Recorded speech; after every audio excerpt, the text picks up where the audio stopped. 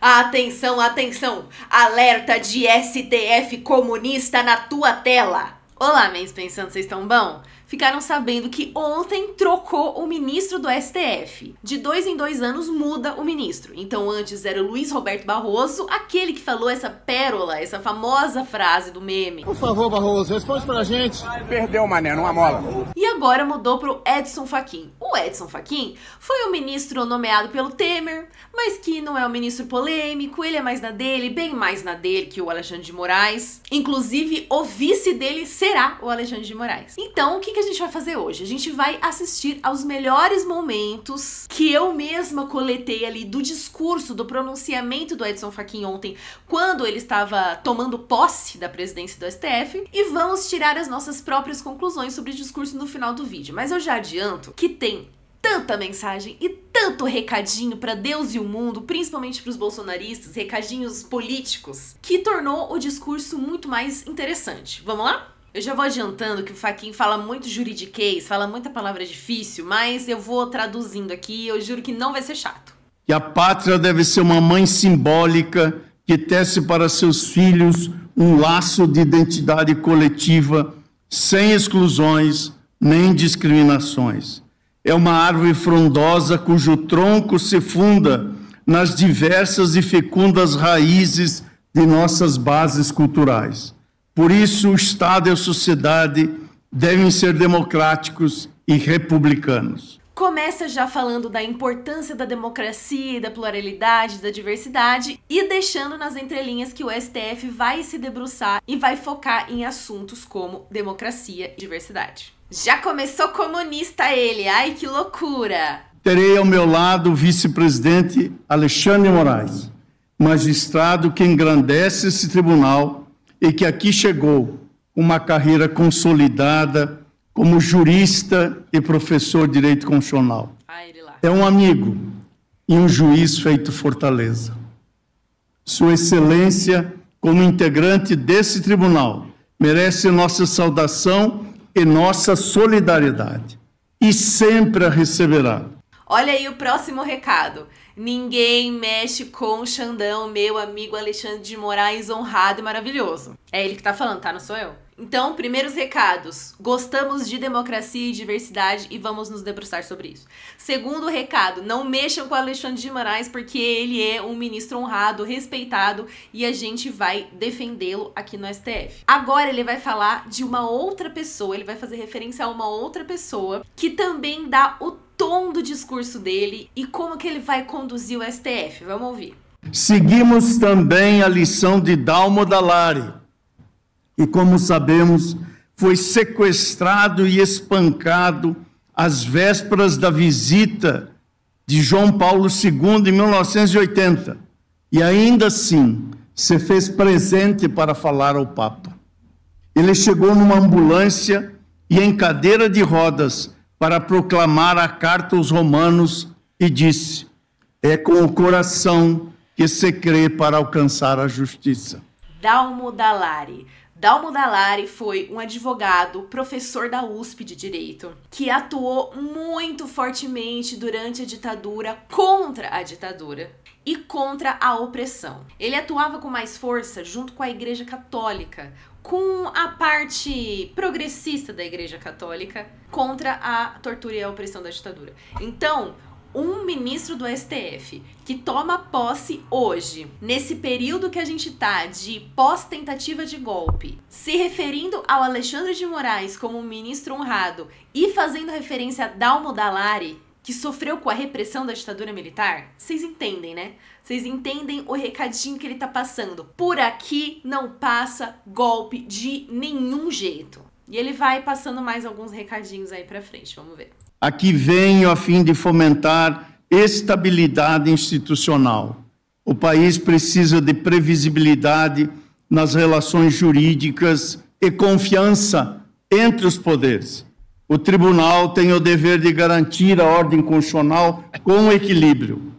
Hoje é o dia de reafirmar compromissos. É mandatório respeitar as leis e as instituições. Mais um recado agora para o Poder Legislativo, que são os parlamentares, os deputados e senadores. Vocês façam o trabalho de vocês e nós vamos fazer o nosso trabalho, cada um na sua casinha, ninguém interfere no trabalho de ninguém. Porém, se vocês fizerem merda, vocês virão aqui pro STF e a gente vai julgar de acordo com o necessário. Esse é o recado dele, com essas palavras estrondosas e floreadas dele. Tempo de realimentar os elementos fundantes da estrutura do Estado brasileiro e, com isso, reforçar os princípios que informam a democracia na República. O nosso compromisso é com a Constituição e me permito repetir: ao direito o que é do direito, à política o que é da política. Isso é bom. O Alexandre de Moraes, apesar dele não ser presidente do STF, o anterior era o Barroso, mas os dois não perdiam a oportunidade de fazer algumas provocações políticas, fazer algumas falas políticas, o que, num mundo ideal, não seria próprio de um ministro de um Supremo Tribunal, nem de um juiz, enfim, fazer. E aí, o Edson Fachin tá dando essa letra de que, olha, vamos se focar aqui no judiciário, vamos deixar a política para política e tal. Só vamos nos enfiar na política caso a própria política vá contra a Constituição, que é o que nós estamos defendendo aqui. É um recado um pouco mais institucionalizado que o do Barroso e do Alexandre de Moraes. A separação dos poderes não autoriza nenhum deles a atuar segundo objetivos que se distanciem do bem comum. O genuíno Estado de Direito conduz à democracia, o governo das leis, e não o governo da violência. Eis o imperativo democrático capaz de zurzir o autoritarismo. De zurzir o autoritarismo, puta que pariu. De novo, é um discurso bem apaziguador, assim, gente, vamos ficar de boa, vamos conversar aqui. Não vamos dar golpe de Estado não, por favor. Vamos cada um fazer o teu trabalho, sem violência. Vamos conversar. Sabe assim? É uma coisa mais tentando dar uma arrefecida nos ânimos entre legislativo e judiciário. Sofre o judiciário os efeitos reflexos do cenário mundial de disputas pela hegemonia global entre nações e corporações econômicas com largos efeitos sobre nosso país.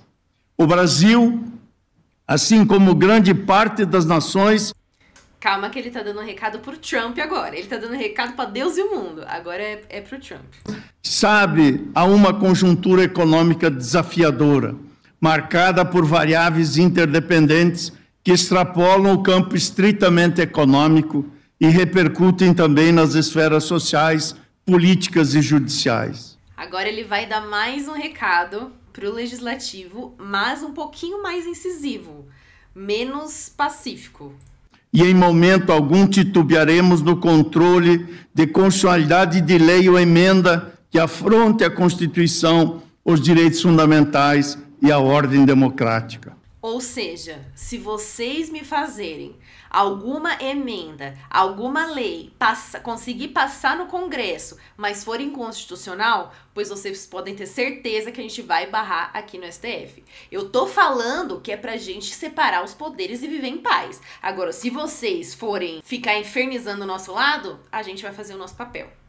Mais um recado. Agora ele vai falar quais são os pontos sobre os quais o STF e o Judiciário brasileiro vão focar agora na vigência da presidência do Edson Fachin.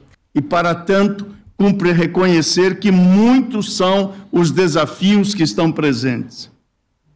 Judicialização crescente de demandas sociais, dificuldades em se garantir acesso à justiça aos mais vulneráveis em todos os rincões do país, alterações climáticas, eventos extremos e disputa pelo uso e preservação dos recursos naturais. Então ele já falou dois pontos importantes. Ele já falou democratização do acesso à justiça para pessoas que têm mais dificuldade e pessoas em vulnerabilidade social, que é muito importante, e na questão do meio ambiente, na defesa do meio ambiente. Isso é super importante. Impactos diversos, como os decorrentes das novas tecnologias e da transformação digital. Ele vai também apertar muito na tecla das redes sociais, big techs e mídias no geral. Vocês vão ver que ele vai falar algumas vezes aqui, dentro desses pontos focais, em relação a esse assunto. Fake news e tal. Da automação inteligente, da hiperconectividade, da biorrevolução e dos problemas éticos das biotecnologias, da desinformação no universo digital e fora dele, da transformação nos conteúdos, formatos e relações de trabalho, do crime organizado em rede. Mais duas coisas que ele está falando aqui. Questões trabalhistas e crime organizado em rede. Crime organizado em rede, a gente pode interpretar como... a gente não vai focar no crime organizado como se fosse só dentro da favela e das periferias. A gente sabe que o crime organizado atua em várias esferas da nossa sociedade e vamos focar nesses pontos também. Show! E da transição demográfica. A obrigação é aplicar a Constituição com atenção prioritária àqueles que são historicamente esquecidos, silenciados ou discriminados.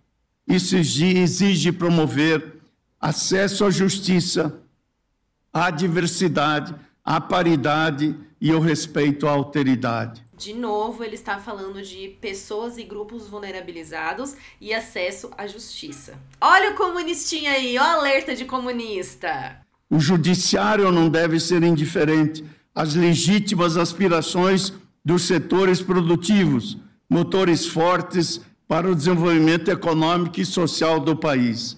É também nosso encargo observar e fazer cumprir os mandamentos constitucionais da ordem econômica fundada na valorização do trabalho humano decente e na livre iniciativa, a fim de assegurar a existência digna conforme os ditames da justiça social. Agora ele está pegando os pontos focais e destrinchando um pouco. De novo, ele está falando das questões trabalhistas e da defesa dos direitos do trabalhador. Tanto que quem é conivente com os abusos do cárcere alimenta o crime organizado. Sem segurança não há paz, sem paz não há justiça. Direitos do trabalhador e direitos dos encarcerados. Isso é extremamente importante e deve ter deixado os bolsonaristas revoltadíssimos. As mulheres conhecem bem as dificuldades que uma sociedade ainda carimbada pela desigualdade de gênero lhes impõe. Por isso mesmo tenho um encontro marcado com esse âmbito da igualdade e o judiciário não se furtará desse dever.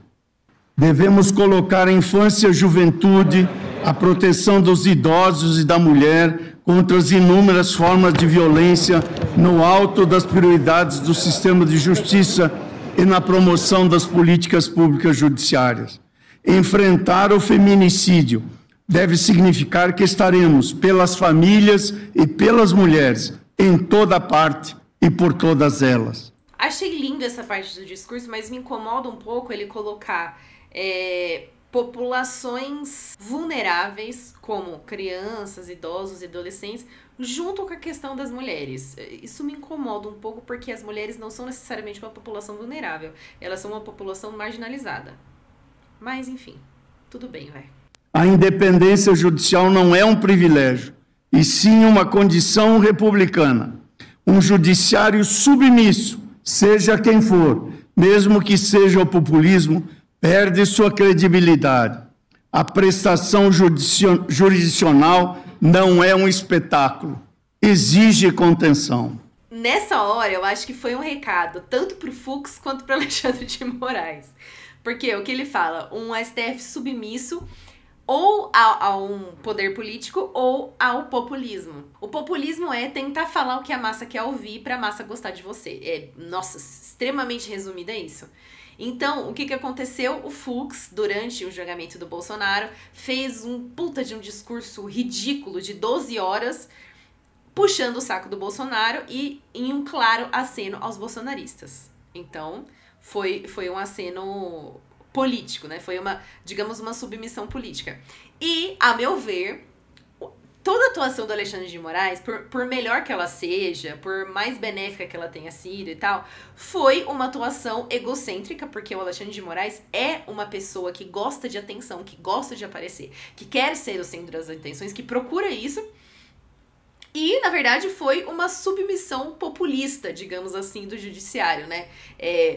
Como eu falei antes, o judiciário e os membros do judiciário deveriam ser bem discretos e não se envolver na política. Mas o Alexandre de Moraes fez isso, não sei se por ego ou se para querer aparecer para a população, enfim. Então, a meu ver, foi um recado tanto para o Fux quanto para Alexandre de Moraes, apesar dele ter tecido elogios ao Alexandre de Moraes no começo do discurso. Estamos preparados. Não nos falta tenacidade e propósito.